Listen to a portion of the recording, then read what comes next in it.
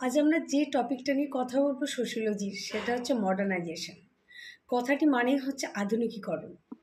এই মডার্নাইজেশন সমাজে আবির্ভাব হয়েছিল ইউরোপের সমাজে 1400 শতাব্দী থেকে 1700 শতাব্দীর মধ্যে।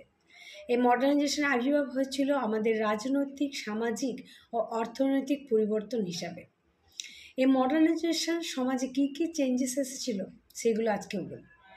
ফিউডালিজম পরিবর্তিত হয়েছিল ক্যাপিটালিজমে, ট্র্যাডিশনাল রুরাল সোসাইটি পরিবর্তিত হয়েছিল আরবানাইজেশনে, আমাদের রিলিজিয়ন পরিবর্তিত হচ্ছে সেকুলারিজমে, এবং আমাদের যে ট্র্যাডিশনাল বিলিফস সেইটা পরিবর্তন হচ্ছে রেশনালাইজেশনে। মানে এই মডার্নাইজেশন আমাদের সমাজে, আমাদের দেশে এবং আমাদের অর্থনীতিতে বিভিন্ন চেঞ্জেস এনেছিল।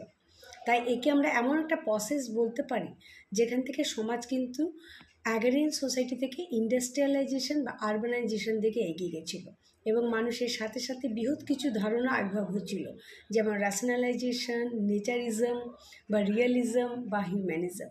আশা করি এই থেকে আপনার কিছু একটা ধারণা তৈরি হবে মডার্নাইজেশন সম্বন্ধে।